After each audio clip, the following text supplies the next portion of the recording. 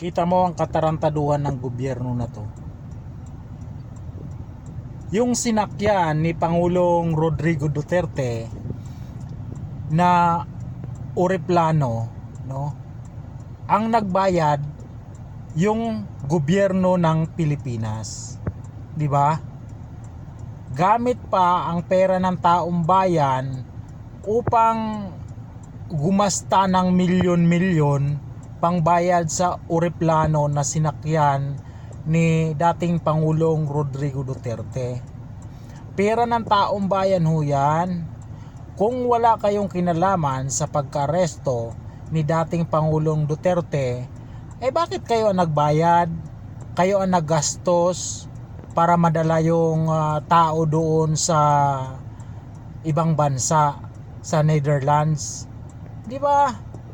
Tapos sabihin nyo, magaling talaga kayo manghugas ng kamay, ano? Huwag kayo manghugas ng kamay. Alam naman natin yung ICC ay pinupunduhan yan ng mga individual, no? Individual ang nagpupundo po niyan. Mga korporasyon o sino man ang nagbibigay ng pondo dyan.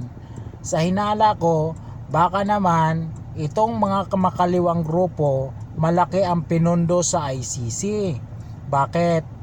Kasi nga si Pangulong Rodrigo Duterte simula nang bumaba siya sa pwesto ay hindi pa naman siya nakasuhan dito sa local trial court. Dahil nga wala ngang ebidensya na mag-uugnay sa kanya sa mga patayan na nagaganap. Bakit sa ICC nila sinampa ang kaso? Di ba? Kung may paglabag talaga, wala namang problema dahil harapin naman ng mama. Ang problema nga lang dyan, binigay pa nila sa ibang bansa. Kung dito dapat nagkasala, dito dapat litisin. Diba?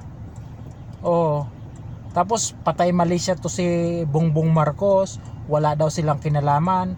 Pero ang pera ng taong bayan, ang binayad doon sa eroplano na sinakyan ni Pangulong Rodrigo Duterte.